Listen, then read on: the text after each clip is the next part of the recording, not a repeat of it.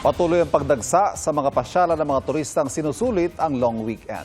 Sa norte, hindi lang Baguio ang dinarayo, pati La Trinidad sa Benguet na sikat sa mga strawberry at sariwang gulay. Nakatutok doon live si Mav Gonzalez. Mav.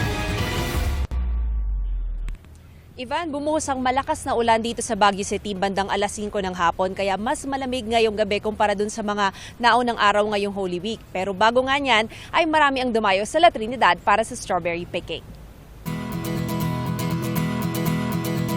Sikat na side trip mula sa Baguio City ang La Trinidad Benguet. Kalahating oras lang ang biyahe kaya maraming bumisita rito kanina. Sa entrance pa lang, pila na ang nagpapalitrato sa higanting strawberry. Tanaw rin ang Valleywood sign mula sa farm na inspired ng Hollywood sign sa Amerika. Pero ang dinarayo talaga rito, ang strawberry picking. 700 pesos ang bayad kada grupo ng 5. Ang grupong ito galing pang South Cotabato. Kamusta ang strawberry picking ninyo? Okay lang po. Oo. Medyo mainit lang.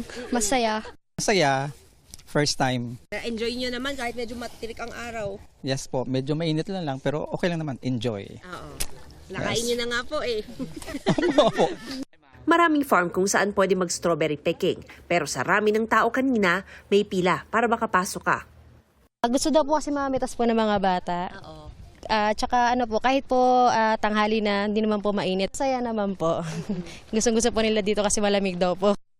Pwede rin isama ang fur babies nyo rito. Kung ayaw nyo naman mamitas, pwedeng bumili na lang ng strawberries. 100 ito per pack pero pwede patawaran. Makakabili rin ng iba't ibang pasalubong at Benguet delicacy sa mga tindahan sa labas. Pero kuwento ng sorbeterong si Darwin, mas konti ang turista ngayong taon. Ngayong taon na to ma'am, medyo mahina kasi sumabay yung election kasi. Sa mga nakaraang taon, Lunes Santo pa lang, hindi na mahulugan ng karayong to. Kamusta benta mo, kuya? Sakto lang naman, pero hindi to tulad ng dati na pumapaldo kami pag May mga umiikot naman na pulis at K9 sa Strawberry Farm para mapanatili ang seguridad. Pagkagaling ng Strawberry Farm, maraming dumadaan sa bagsakan ng gulay sa La Trinidad Vegetable Trading Post. Gaya nila Gina na bulto-bulto ang ipinamiling gulay. Nagbakasyon po kami dito na 3 days. Kasi pauwi na po kami. Mas maano dito mamili eh. Marami. Mas fresh siya. Ngayong Holy Week, karamihan daw ng namimili ay mga turista. Mga leafy vegetables, medyo mataas ngayon.